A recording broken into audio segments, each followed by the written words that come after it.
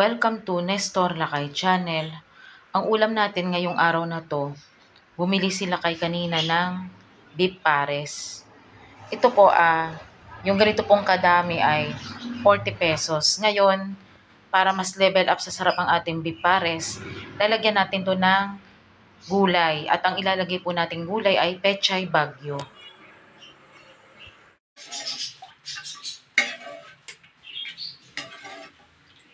Sobrang sarap itong ating beef pares.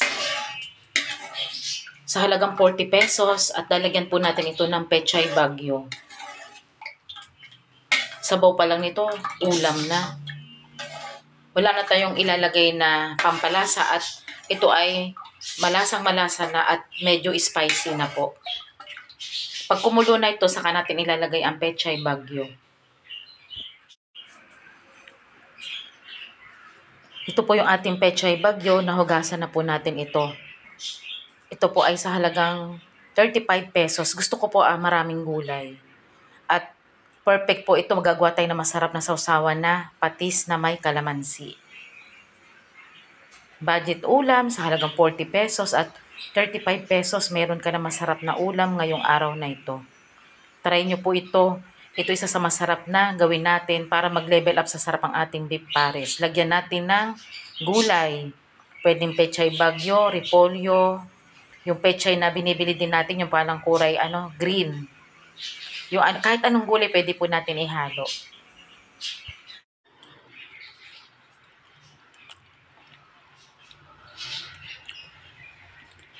Pwede na natin ilagay ang pechay bagyo.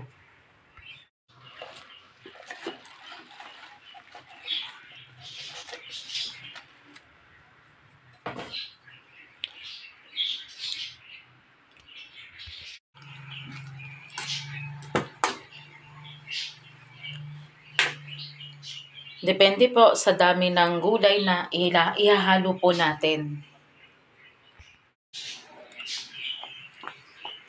Nasa sa inyo po kung gaanong karaming gulay ang pwede po nyong ihalo. Pero ako po mahilig sa gulay kaya marami po akong inilagay. Ito po ay beef pares overload sa gulay.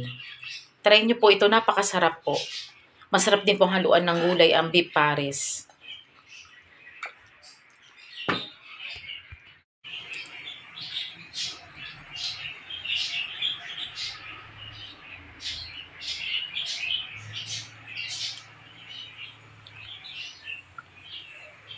Ready na ito para iulam natin ngayong araw na to. Masarap itong ulam habang mainit pa.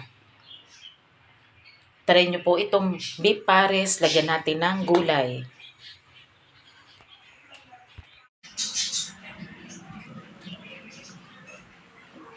Ulam natin ngayon, beef pares with pechay bagyo. Beef pares, overload sa gulay.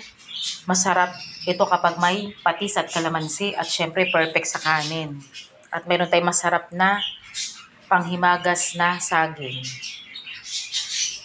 Maraming salamat po sa panonood nyo po ng aming channel, Nestor Lakay Channel.